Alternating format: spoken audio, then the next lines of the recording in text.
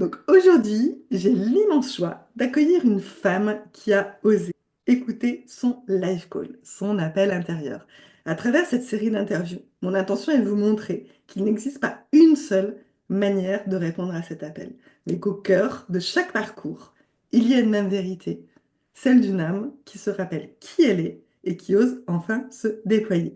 Je suis ravie d'accueillir Léona Rose, artiste super talentueuse qui a choisi de colorer le monde, et j'espère que son récit éveillera quelque chose en vous.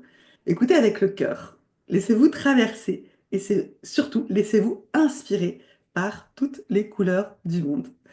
Si tu devais te présenter, Léona, et bonjour à toi, qu'est-ce que tu Hello. dirais? Je dirais que je suis très aventurière, euh, un peu sauvage, très spontanée, colorée, et que toutes mes inspirations et mes interactions sont vraiment liées à l'émotionnel, sont Hmm. très spontanées. Et justement, comment la couleur, elle s'est invitée dans ta vie, dans ce que tu crées, dans ton quotidien?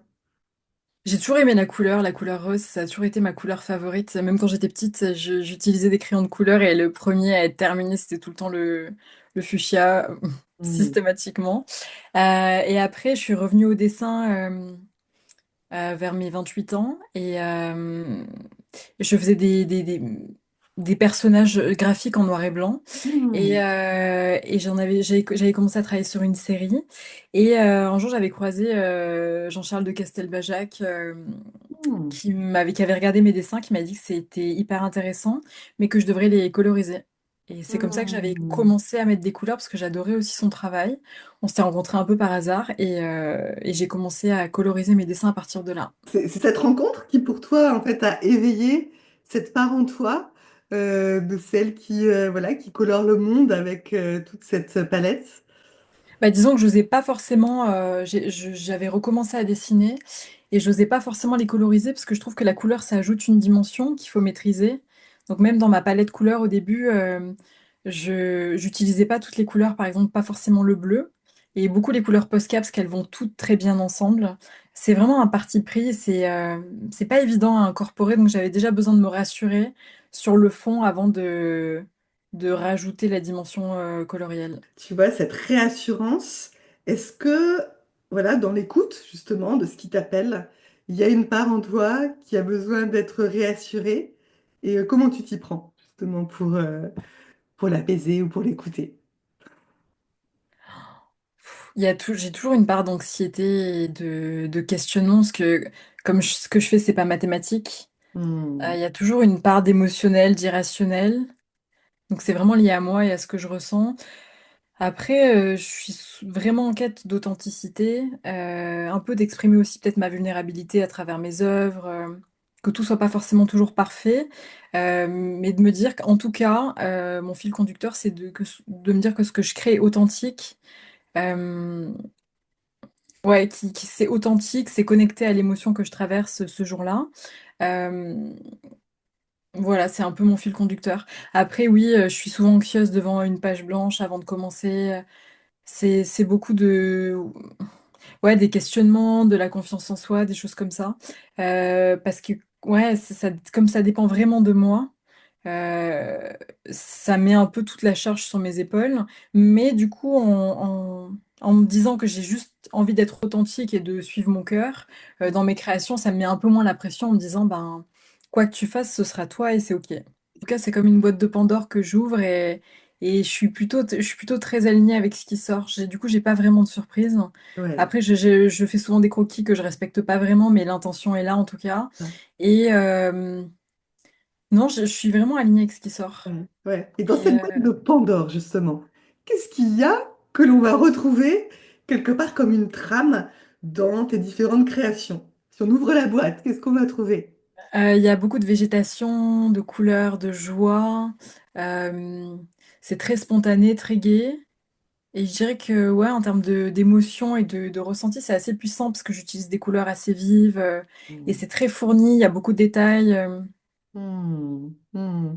Et tes inspirations? En fait, tu parlais donc on va revenir à la source hein, de cette rencontre qui a été particulière et qui a, quelque part, qui t'a incité à rajouter ces couleurs.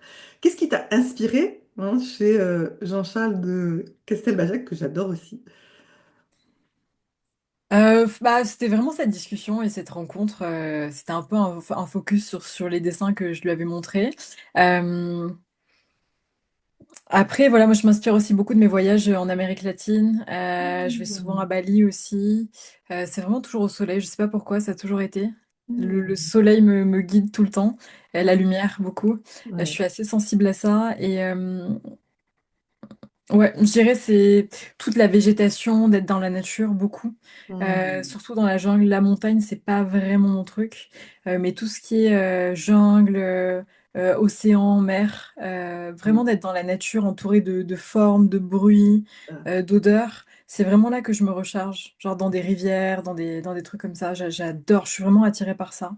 ouais. C'est un peu magnétique. Du coup, bah, je travaille à Paris, mais dès que j'ai l'occasion, en fait, je vais me recharger dans des lieux comme ça lorsque je voyage. J'essaie toujours d'être face à l'océan, parce que du coup, ça me recharge énormément.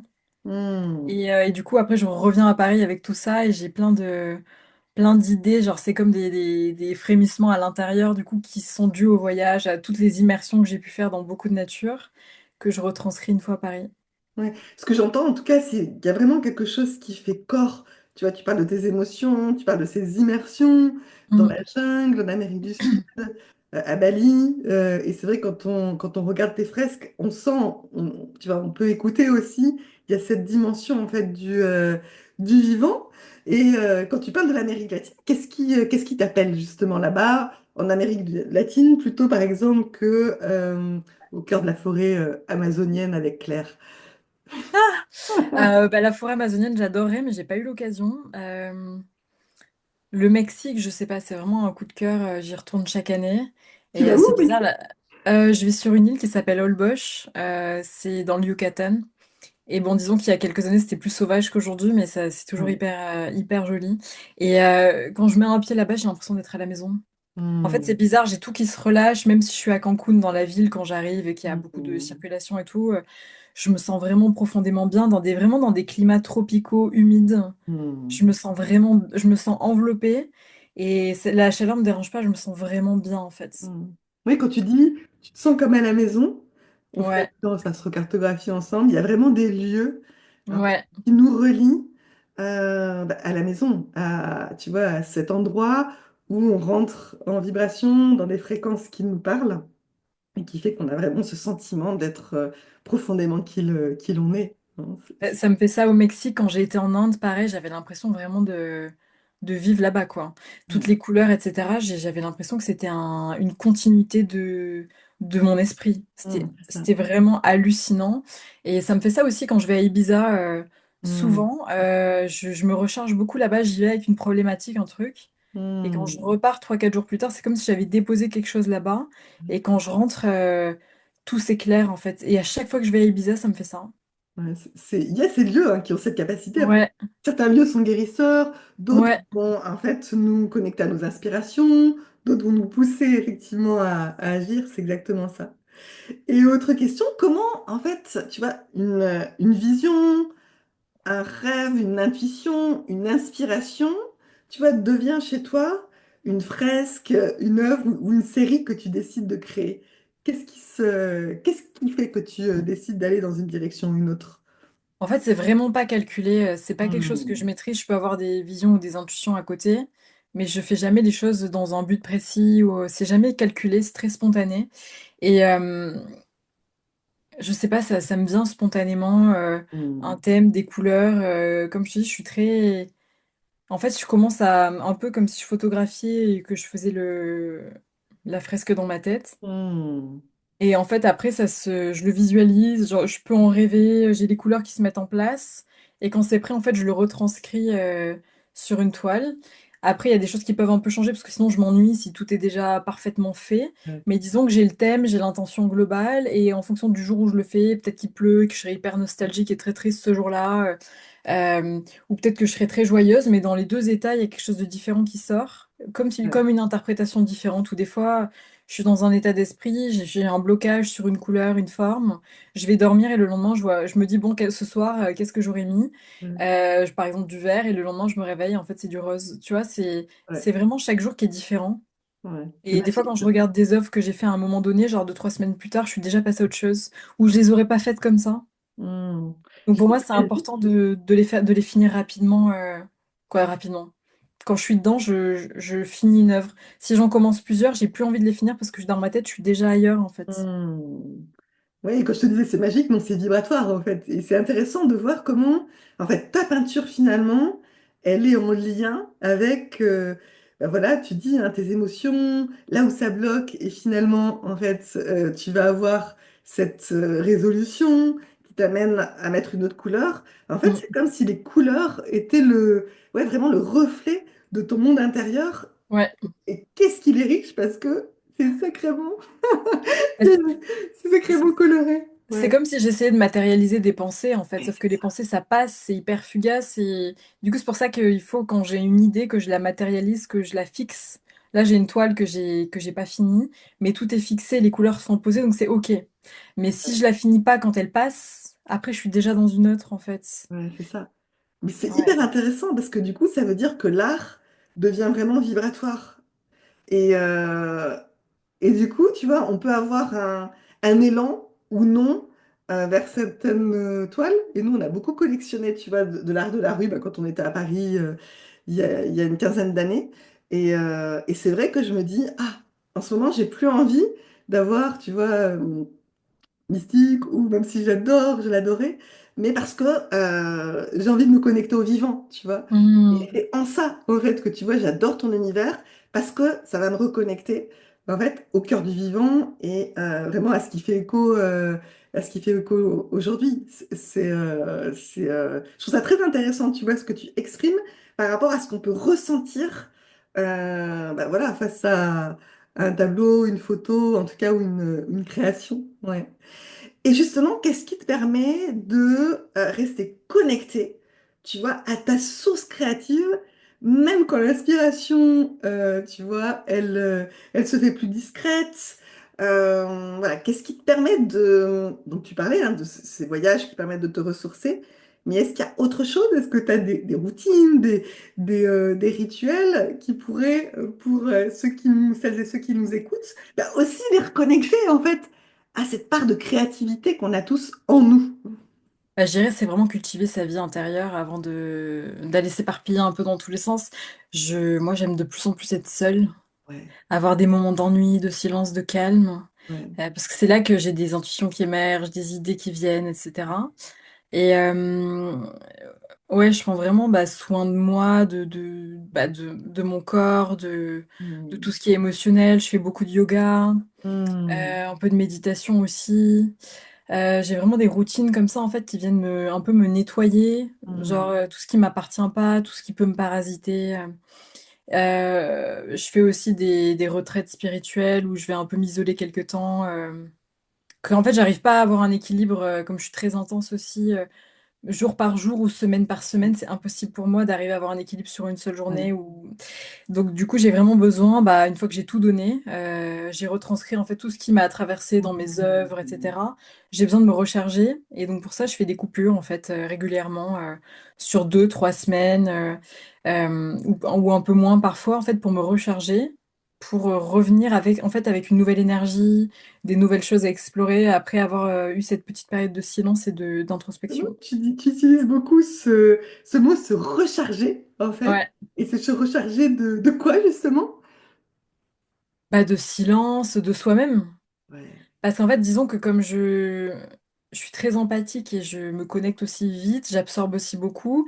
Et quand je suis en contact avec des gens, c'est des échanges qui sont riches, qui sont nourrissants, mais on prend aussi beaucoup de choses et on choisit pas forcément quoi. Et du coup, c'est aussi épuisant, quoi. C'est ça. Hmm. Il y a beaucoup de bruit, c'est un espèce de bruit global. Et, et à la fin, en fait, on se mélange un peu trop aux autres. Hmm. Et moi j'aime bien, mais j'aime bien aussi de temps en temps faire le point avec tout ce que j'ai envie soit de garder, d'intégrer, soit ce que j'ai envie de laisser partir. Et c'est pour ça que j'aime bien me retrouver seule aussi des fois pour faire le point. Ouais, Sinon, on se rend pas vraiment compte, je trouve. ouais, c'est ça. Et là, qu'est-ce qui t'appelle justement aujourd'hui? Est-ce que c'est un lieu, un voyage, des nouvelles couleurs ou l'expression peut-être d'une part de toi que tu aurais envie d'exprimer sur tes créations, tes fresques, Là, je dirais que c'est vraiment l'expression d'une part de moi avec encore plus d'intuition, plus de profondeur, prendre plus de temps, plus de silence, en fait, quelque chose d'un peu plus mature et Hmm, de plus profond. Et quelles seraient les couleurs justement de cette part-là de toi, spontanément, sans réfléchir? Du violet, je sais pas. Violet? Ouais. Après, ouais, ça va venir, mais c'est un peu en gestation. J'adore dessiner des petits monstres aussi. Du coup, peut-être des monstres colorés. Ouais, c'est comme si je voyais des petits monstres quand je ferme les yeux, Hmm. des petits bonhommes hyper mignons. C'est assez féerique, ouais.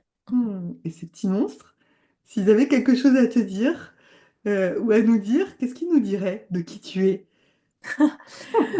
Ah, un peu comme un lutin magique. Ouais, Non, c'est très espiègle. C'est comme si c'était des petits monstres qui avaient un milliard de choses à faire dans leur journée. Ils sont très occupés, quoi. Il n'y a pas vraiment de message particulier. C'est juste, ouais, il y a beaucoup d'éléments, beaucoup de couleurs, beaucoup d'énergie aussi. C'est plus énergétique, en fait, ouais. je dirais. Ouais. Ouais.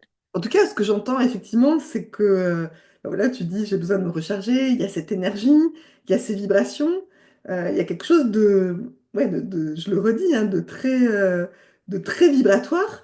Et cette vibration, en fait, qui pour toi donne les plus belles couleurs voilà, c'est dans tes créations. Bah, je trouve que les couleurs, c'est vraiment un canal d'énergie. C'est de l'énergie, en fait. Du coup, quand tu as Ouais, vraiment un jaune fluo, je trouve que c'est vraiment, tu canalises beaucoup d'énergie sur des couleurs vives. Et ouais. comment tu vas les mettre ensemble, elles vont résonner différemment, en fait. C'est C'est ça. vraiment. Et cette résonance pour toi de ces teintes, c'est vraiment très intuitif ou là tu t'inspires en fait bah, de la nature, des couleurs.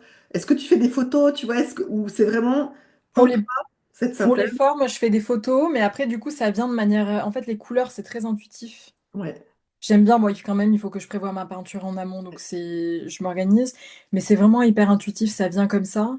Et les formes, maintenant, commencent à venir aussi de manière intuitive. J'ai des espèces de formes bizarres, des espèces de spirales, de vagues, et c'est de plus en plus intuitif. En fait, ça vient avec la couleur. En fait, maintenant, j'ai une couleur qui vient, et quand je pose la couleur, je me dis, il y aurait que telle forme qui viendrait à l'intérieur. Hmm. C'est un peu comme un intérieur que je recrée, un intérieur végétal, Hmm. avec des formes j'adore tout ce qui est art primitif. Hmm. Du coup, j'ai plein de formes comme ça qui remontent. Hmm. Donc quand tu dis en fait il y a des formes qui émergent, c'est plutôt l'élan de rester dans des choses plutôt figuratives, mais qui pourraient s'inspirer en fait des pas premiers, ou en tout cas de nos racines, de ces espaces plus primitifs. Ouais, c'est des choses qui remontent, alors qu'avant, disons que j'avais ma composition que je traçais, donc c'était pas intuitif, quoi. Ça Hmm. l'était, mais j'avais quand même mon tracé, alors que maintenant, et du coup, la couleur, c'était un peu, même si j'avais un croquis, la surprise, parce que ça me traverse comme une vague et je la construis petit à petit, et ça, pour le coup, c'est vraiment un flow dans lequel je me mets. Et maintenant, de plus en plus, les formes aussi Hmm. commencent à changer, en fait. C'est comme si je commençais en bas à gauche et du coup, il y a tout qui commence à naître en même temps, de manière très spontanée, Hmm. alors qu'avant, j'avais quand même une trame. Et maintenant, la trame aussi, c'est comme si elle vibrait aussi, qu'elle Hmm. se met à changer aussi de manière intuitive. C'est assez Ouais. rigolo. En tout cas, ça veut dire que tu es vraiment dans ce flot en fait bah ouais, de tes inspirations créatives. Et quelle est la part justement dans tes créations des commandes, tu vois, et de ce que tu réalises pour toi au départ, mais qui peut devenir effectivement après, qui peut être à la source d'une commande. Quelle est la part en fait du flow et de la commande dans ce que tu fais? Bah, je fais beaucoup de collaborations avec des marques, Hmm. du coup avec un brief précis, un cahier des charges. Euh, Je dirais que c'est à peu près ouais, 70-40 et après j'ai de la recherche personnelle. Mais du coup, en fait, comme pour moi, le pro et le perso sont liés, quand Hmm. je vais faire une retraite, j'ai des inspirations qui me viennent spontanément, que je poste pas forcément, que je publie pas forcément, parce que c'est très personnel en fait. C'est un peu comme un accouchement et c'est en gestation et c'est pas prêt, j'ai pas forcément envie de le montrer parce que c'est très personnel. Du Hmm. coup, j'expérimente un peu en cachette, où Hmm. je ressens en fait. Je ressens donc j'expérimente et tout ça est un peu lié. Hmm. Et, voilà, donc on va dire que mes journées de travail, c'est des commandes, et après tout ce qui se passe dans mon esprit, dans mes temps morts, etc., c'est des choses que je matérialise pas forcément sur le moment, mais qui sont là. C'est un peu comme des boîtes que je prépare et dans lesquelles je vais aller chercher ensuite. Hmm. Et sinon, j'ai aussi une ligne de décoration qui s'appelle Gourou del Sol, toujours C'est attrait bon au ça. soleil.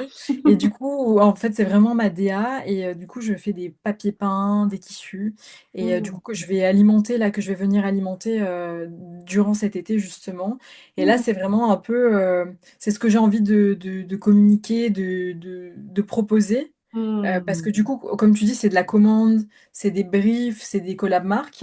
Et du coup, on me demande souvent aussi, ou les personnes n'osent pas forcément me contacter, des particuliers, des fresques ou autres. Et là, en fait, c'est une manière pour moi aussi de m'ouvrir un peu plus euh, à tout le monde. C'est Et sûr. du coup, que tout le monde puisse acheter un papier peint de moi, un tissu ou quelque chose. Voilà, avec ma propre DA qui soit disponible. Voilà. Génial. Et effectivement, moi qui ai beaucoup travaillé dans l'univers de l'art de vivre, en fait, il y a une explosion effectivement, des décors peints, des papiers peints qui permettent en fait de créer vraiment un univers très Mm. fort, potentiellement dans une pièce. Effectivement, tes créations, elles sont tellement vibrantes et magnétiques que voilà, on aurait le sentiment d'être vraiment dans cet univers de joie, de nature, de quelque chose qui vibre. Donc c'est génial. Et cette Casa Leona Rose, elle se situe où? C'est à Marseille. Ouais. Et Dans le pourquoi sang. Marseille, justement? Parce que j'avais fait mes études là-bas Ouais. et que je suis originaire, si je peux vraiment pas loin de Marseille. Et j'avais besoin de soleil toujours. Ouais. Et à la base, c'était censé être mon atelier. Et très vite, c'est devenu un peu l'expérimentation de nouvelles couleurs, de fresques. Mmh. Et j'ai un peu comme mon showroom, quoi, dans lequel j'expose un peu mes différentes collaborations. J'y fais des shootings aussi parfois. Et du coup, j'ai eu un article dans Elle Déco Sud Mmh. avec cet appartement. Et donc très vite, il a été assez demandé, notamment sur Airbnb, pour des locations, pour des tournages aussi, pour des émissions hautes, pour des shootings. Donc voilà, du coup c'est... Et voilà, tout le monde peut le louer sur Airbnb. Génial. Donc, si vous Ouais. voulez vous imprégner des bonnes vibrations de Léona Rose, direction Marseille, hein. En plus, il est hyper convivial, il fait 100 mètres carrés, il y a deux chambres. L'espace vraiment à vivre est complètement ouvert, donc il est Génial. hyper bien, ouais. Je peux vous dire que la manifestation, c'est vibratoire. Vous reliez à des énergies qui vous portent, ça permet de manifester ce qui vous tient à cœur. Et j'ai vraiment ce sentiment. Je ne suis pas encore allée à la Casa Leonaros, mais Mm.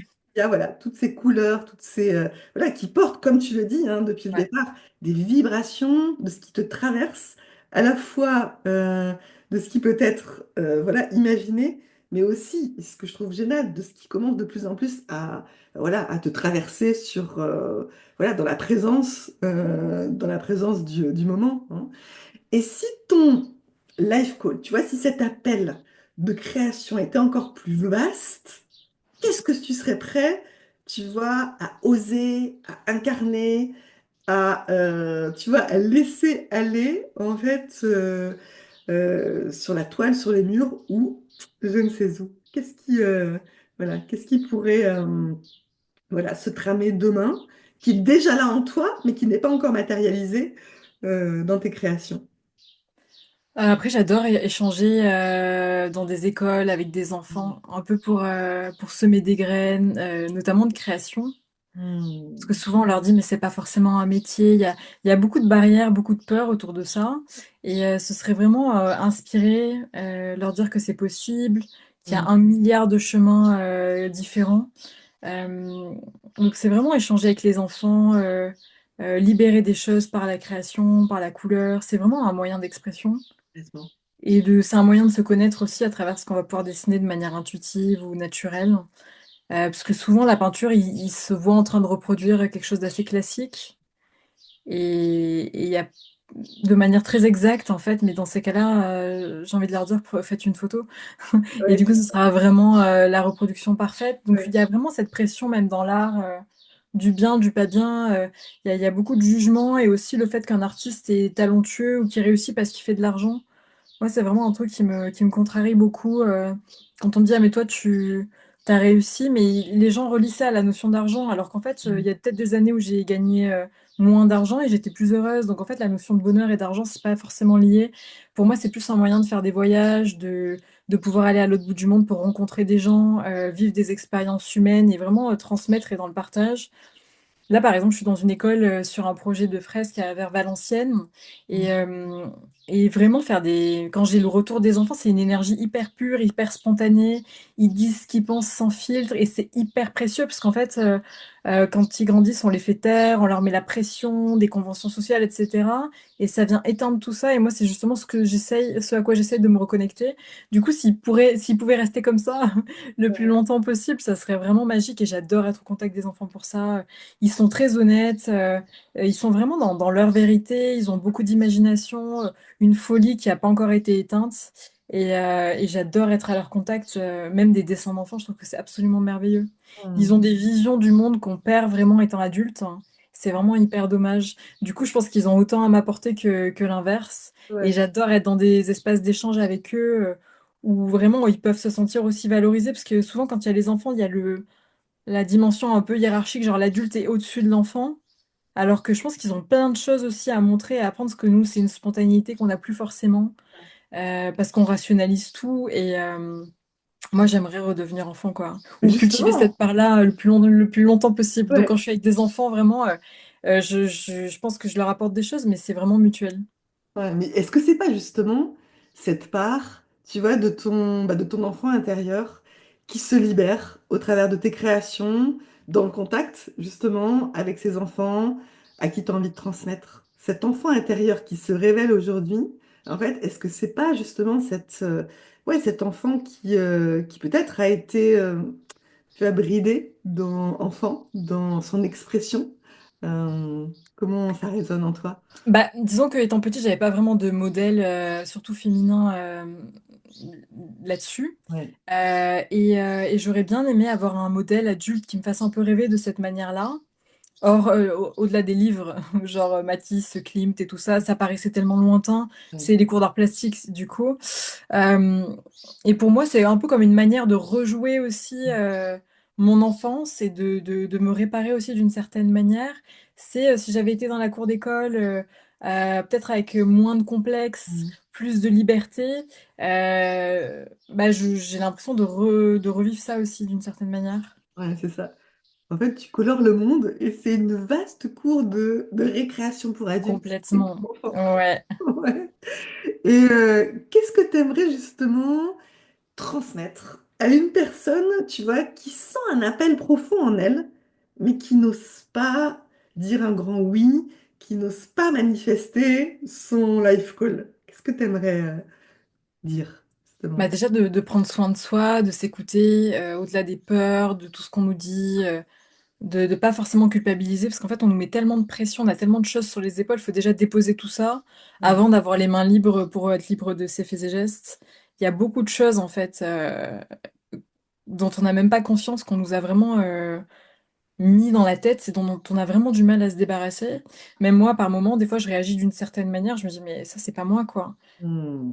Mais même encore maintenant, je réalise des choses j'ai des espèces de mécanismes tellement ancrés. Donc je dirais vraiment, et puis de s'entourer de gens qui sont positifs aussi, parce qu'il y a beaucoup de gens qui sont hyper anxieux. Du coup, en fait, c'est pas forcément négatif, mais ils vont projeter leurs propres peurs. C'est un peu comme une histoire d'amour. En fait, quand on est avec quelqu'un, on peut demander à 10 personnes différentes, on aura 10 versions sur la personne, alors qu'en fait, on est tous différents. Et que ce qui compte, c'est notre avis à nous, en fait. Et du coup, les gens vont nous conseiller par rapport à leur prisme à eux. Donc, je dirais, aller plutôt vers des gens positifs Mm. qui vous inspirent, qui vont vous encourager, qui osent, en fait. C'est ça, c'est Parce ça. que moi, en fait, si j'avais tout rationalisé dès le départ, je me serais jamais lancée. Et ouais. Et j'ai fait plein d'erreurs, mais du coup, j'ai appris de ça, j'ai rebondi. D'une situation catastrophique, bah, il y en a une autre un peu mieux qui s'est enchaînée, ainsi de suite. Vraiment. Ouais. Ouais. Et à quoi, toi, tu as envie de dire oui aujourd'hui? Bah, surtout à moi aussi. Parce que du coup, quand tu es dans la création, tu donnes beaucoup. C'est vraiment un peu un rayonnement. Mm. Et j'ai envie que ce soit encore plus authentique. Et d'explorer d'autres zones de moi, de ma création, des nouvelles choses aussi. Euh, et ouais, j'ai besoin d'un peu c'est un petit peu un temps d'incubation pour Hmm. sortir des choses nouvelles, ouais. Hmm. Et s'il y avait un endroit dans le monde, tu vois, où tu aurais envie d'aller pour explorer justement des nouvelles parts de toi, ça serait où? Est-ce qu'on pourrait aller se trouver ces prochaines semaines ou ces prochains mois? Bah là, je vais partir au Portugal en juillet. Ouais. Et après, j'aimerais beaucoup aller en Amazonie aussi. J'ai Hmm. des amis en Colombie, j'aimerais bien retourner là-bas. Le Hmm. Costa Rica aussi, j'ai trop envie d'essayer. Hmm. L'Inde, bah, pour toujours, quoi. Costa Rica, si tu veux croiser des migales, des serpents, Trop oui, bien. Non, je me laisse vraiment porter dans une forêt quelque part, quoi. ouais. Ouais. Ouais. Et les mots de la fin, est-ce qu'il y aurait quelque chose que tu aurais envie d'exprimer sur qui tu es, sur ce qui t'appelle, sur ce qui t'a permis d'être voilà, là où tu en es aujourd'hui et voilà, que je n'aurais pas forcément permis pour toi d'exprimer? Qu'est-ce que tu as envie de, voilà, spontanément de nous dire?